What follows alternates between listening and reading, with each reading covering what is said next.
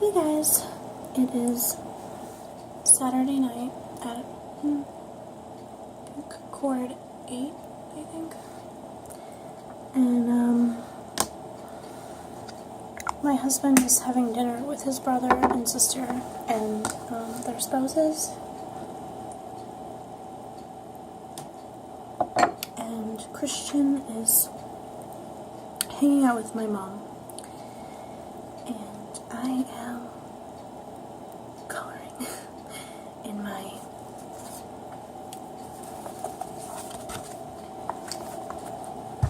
enchanted fairy book. That's what I'm doing. I declined going to dinner with my in-laws because I'm not feeling very well, and I apologize if I look like The Walking Dead. I have no makeup on, like, I'm not even wearing a bra right now. So, I don't typically make videos, and I don't typically vlog. It's just something I've never really done. And, so I figured I would while I have some free time. And I think I would like to talk about anxiety. I have been dealing with anxiety for the past 5 years now. For those of you who have never had a panic attack or have never experienced anxiety, you're not going to understand what I'm even talking about. You have to experience it to know, to be able to relate to it. And, so I think,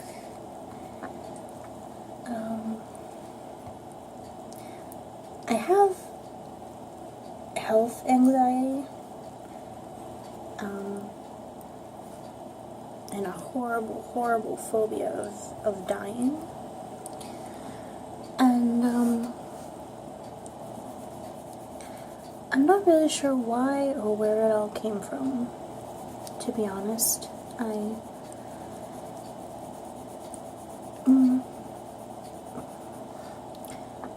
wasn't a fearful child, and I wasn't, a nervous Nelly, I don't think. I was always a worrier, definitely, but never anything, out of the ordinary. And 5 years ago, I started having, what I thought was just white coat syndrome. And all my life, you know, I went to doctors and I went to the dentist, and, you know, it was never, like, the highlight of my life. I, you know, never really found going to the doctor or going to the dentist as being fun, but I did it because I had to. I had a child. I was pregnant for 9 months. I went to all my doctor's appointments. I had blood work. I took, you know, I had shots. I gave birth. You pretty much live at the doctor when you're pregnant, especially the last couple weeks. You're there once a week, making sure everything's a-okay. So, yeah, so about 5 years ago, I started getting horrible panic attacks, like going to the doctor. It started off as, like, feeling overwhelmed, like, really stressed. And, which everyone gets nervous before they go to the doctor, sometimes. Mine is just a little extreme. And by extreme, I mean the symptoms that come along with it. 5 years ago, didn't really affect my blood pressure, but it does now. I got nervous, I got like dizzy, and my heart rate would just accelerate. It'd skyrocket, actually. That still happens, that hasn't gone away. But now, in addition to that, my blood pressure spikes. Because my the fight or flight response is like activated through my nervous system. Like my neurotransmitters aren't working like they should be. So yeah, I have horrible anxiety when I go to the doctor. I will not get my blood drawn. The last time I had my blood drawn was like 4 years ago. And at that time I was just getting over bronchitis, so I had my blood work done, which I was fine.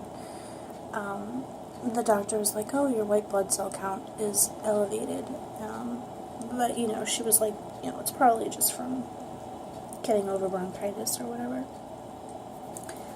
So then my mind starts racing and I'm thinking like, oh my god, my white blood cell count is high. Oh my god, I must have cancer. Like, I must have leukemia. I never went back to get my blood drawn again. Oh wait, no, I'm sorry, I did once to check my levels again and they actually increased.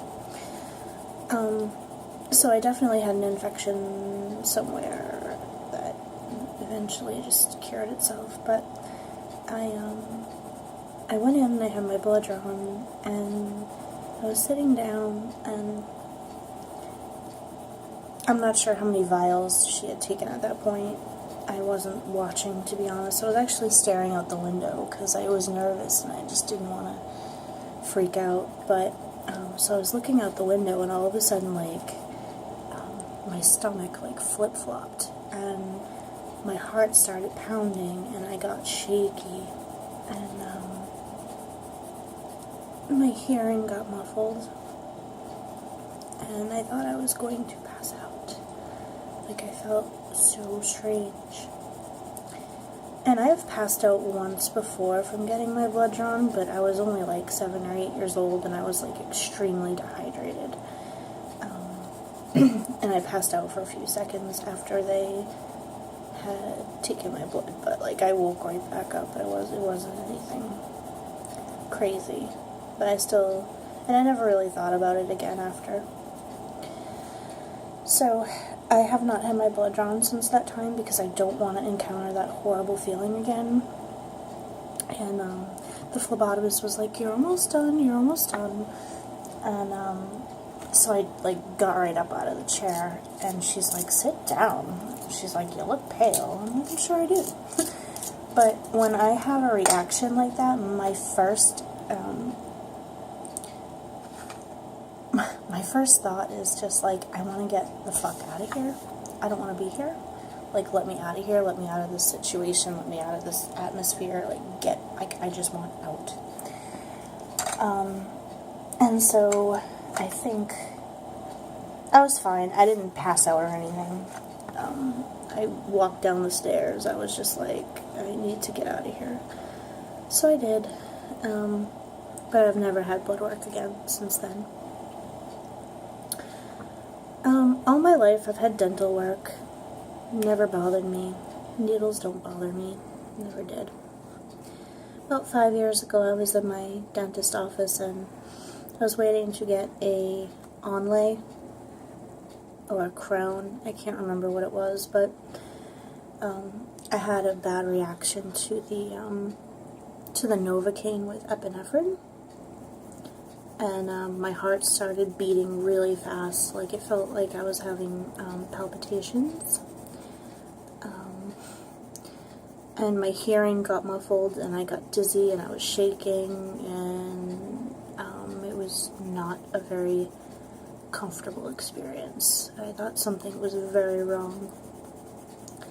So, it passed, 15, 20 minutes, I was fine, and I made it through the procedure and whatever. I still went back for other stuff even after that, but it was always in the back of my mind. And then, you know, I told my dentist that, you know, I'm a very nervous dental patient. I said, when you start procedures on me and they use the epinephrine and whatever, I'm like, my heart goes bananas. So when I started going to him again, he would always take my blood pressure. Big mistake. Because my blood pressure was elevated, and so was my heart rate. And so every time that I go there now, it's the same thing. Like, my blood pressure's high, my heart rate's really high, and he won't do work on me with my heart rate being that high or my blood pressure being that high. So about a year ago, he had told me that, actually 2 years ago, I'm sorry, he had told me that I need a root canal for one of my molars, okay? And like a fool, I was too scared to sit there for 2 hours and do the procedure, in fear that what happened the last time would happen again. So I avoided it. Well, now my molar is completely decayed and broken down, and I am in constant pain. My jaw is killing me. I have an abscess, like an infection up over where the molar is, and I have pain that shoots through my entire face, through my eye. I obviously went to him about a year ago, and he said, this tooth needs to come out. It's beyond repair now. So I was ready to have the tooth out that day. He put the O2 sensor on my index finger, put the blood pressure cuff on me. I have like a bump right there, I don't know what that is. And he looked at me and he said, Julie, that tooth isn't coming out today. He said, with a heart rate that high, with a cardiac output that high, you could die when I extract your tooth. He said, I've never had to resuscitate a patient of mine, and I don't want to start now. So he gave me a referral to an oral surgeon like a year ago. And it's the same oral surgeon that took out my last wisdom tooth like 3 years ago, and that was a shit show too, because when I got there, my blood pressure was okay, but my heart rate was 162, and he put me out with Versed. He gave me IV sedation. I don't remember shit, actually. But when I came out of the surgery, he said, have you ever been diagnosed with SVT? And I said, what is SVT? He said, even under the strongest benzodiazepine there is, he said, your heart rate was still 130, even under sedation. He's like, so, you know, maybe talk it over with your doctor. Okay, so I eventually brought that up to my nurse practitioner when I was there for a physical. So she did an EKG and everything was fine. Like, there was no abnormalities or anything like that. And my heart rate was 83. So she's like, I don't think you have anything to worry about. She's like, I think it's all just anxiety. So I've just lived with it. So now, because I have been putting off and putting off and putting off doing anything to fix the molar, it is now so extremely broken down and decayed, and it hurts. Like, I haven't been able to chew on the side of my mouth for probably a good 6 months now, and that still didn't make me do anything about it. It wasn't until I got that, like, infection, like a bump, because I thought it was an abscess, and I was like, oh, I don't want to screw around with an infection in my mouth because that will kill you. So I went to my dentist, he did an x-ray, and he gave me another referral to Dr. Shaker. So I went for a consultation with him on Thursday, and scheduled my surgery for February 17th, and I explained to him about my anxiety and all that sort of stuff, and he said that he would change my anesthesia a little bit. He said that he would give me Versed and Propanol. And of course I was like, oh my god, isn't that what Michael Jackson died of? And he was like, yeah, but he wasn't being monitored, and the doctor walked out of the room. Fair enough. So now I have to have an extraction, and then the tooth next to it is kind of becoming a problem too. So now I'm really up shit creek, and I have to have the surgery, and while they're in there he has to drain my sinus because that's where all the infection is. And he said that it may take more than that to get rid of the infection. He said it may be something that needs to be dealt with at a later time, and I'm like, oh good. So, I explained to him, I said, like, I have really bad anxiety, my heart rate goes berserk, my blood pressure spikes, and I said my dentist didn't want to do this procedure because he's afraid I'm gonna die. He kind of laughed, and he was like, yeah, don't worry about it, we have, medication for that, and you won't know anything, and, he's like, you'll be fine, and, you'll be monitored and everything, and I said, okay. He's like, the procedure is going to take about 40 minutes, and you're going to have some moderate pain and swelling after. So I'm getting a note from work because I answer phones at work, and I'm on the phone a lot, and I'm going to have stitches in my mouth too, so that's going to be kind of uncomfortable. So I think I'm just going to take like 3 days off from work. Not because I want to, but I'll probably need to. And the thing about anesthesia that scares the shit out of me is that, like, I'm afraid I'm not going to wake up.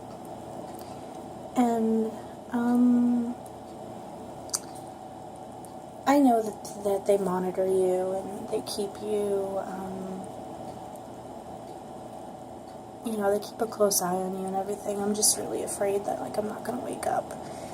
And I really wouldn't mind not waking up. I think that's part of my fear, actually, is not waking up. But if I didn't have an 8-year-old little boy who depends on me, and an elderly mother who depends on me, and a husband and 5 cats to take care of, I would probably be okay with not waking up, because, it's not like my life is fabulous and glamorous. It's not, okay? My life consists of probably the same thing that most people's lives consist of. Like, you get up, you go to work, you get your kid off to school in the morning, you go to work, you get your coffee, you go to work. Work is stressful. There's always something going on, some fresh hell awaiting you. So you're stressed out all day at work, and then after work, it's like you come home, it's dinner, it's homework, it's bath time, it's bedtime. By 8 o'clock, you're friggin' dead. You don't want to do shit except go to sleep or relax or do whatever it is that you do. I like to color. I like to listen to meditation videos on YouTube. That is my thing.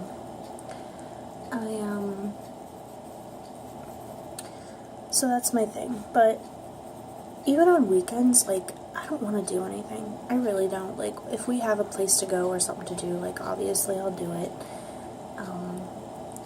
But I'm not, like, I don't go out and party. I barely drink. Like, I haven't even gotten together with any friends in so long. It's, like, retarded. Like, I literally haven't done shit. And, like, my life is just, like, passing me by, and I haven't done anything. And it's my own fault, really. But, you know, my husband's a homebody. He doesn't really like to go out. His thing is, like, watching sports, like, watching TV. Like, he's in the living room. I'm usually in another part of the house doing what I want to do. We don't really talk much. We're quiet people. Sometimes when we do talk, it's like, ugh. So yeah, I don't know, like, I guess if I didn't wake up from anesthesia, I would never know. I wouldn't be awake to know that I didn't wake up. But I'm afraid, anyway. I'm afraid of death, obviously, and I'm just scared to death of leaving my child behind. Sure, he'd make it without me, maybe. But, yeah, I don't know, I'm just really afraid of stuff like that. I'm afraid of the unknown. You know, I'd like to think I'm a very spiritual person. I've actually had my birth chart read by an amazing astrologer, Barbara Goldsmith. She used to be in New Zealand, but now she lives in Greece. But she was amazing, and she had read my birth chart, and she was like, "Oh, you have a late degree of Scorpio in your chart." She said, "I don't know how much you believe in past lives and reincarnation and that sort of thing, but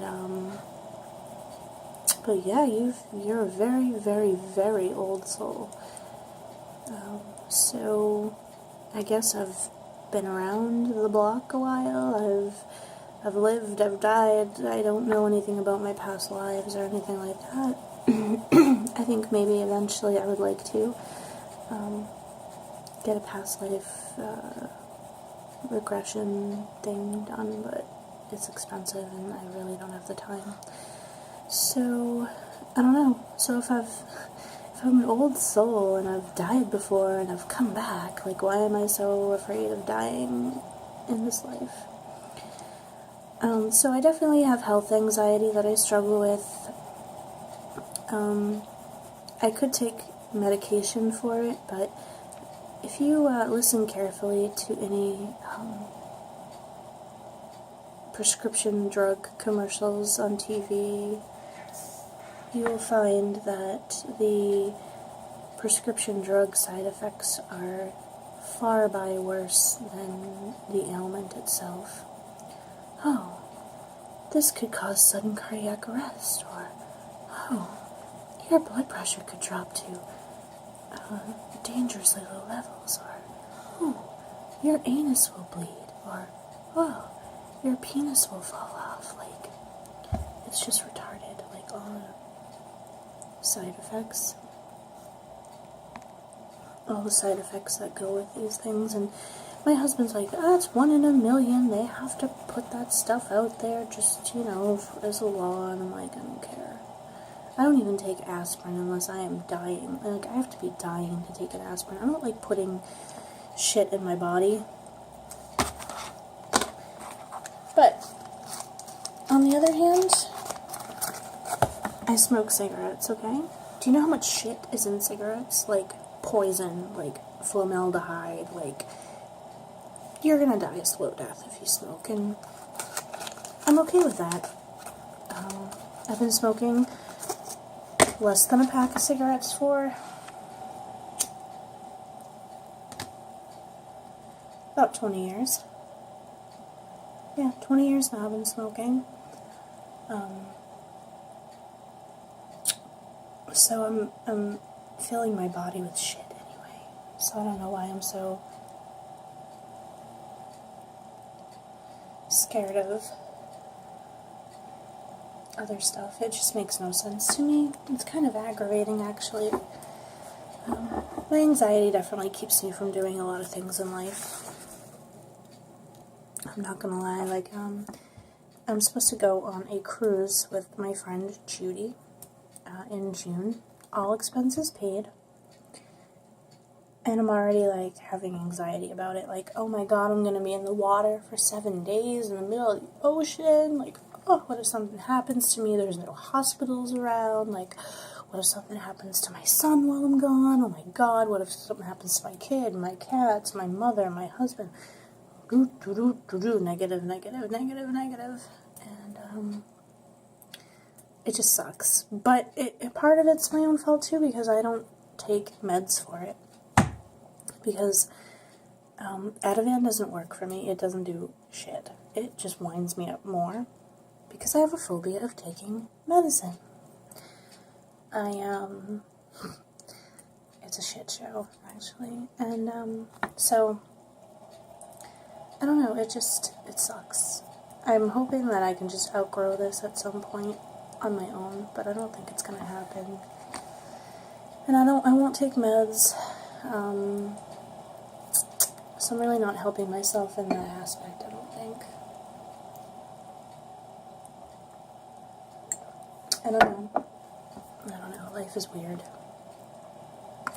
I gotta get to the root of my trigger, and I'm not really sure where the trigger came from, honestly.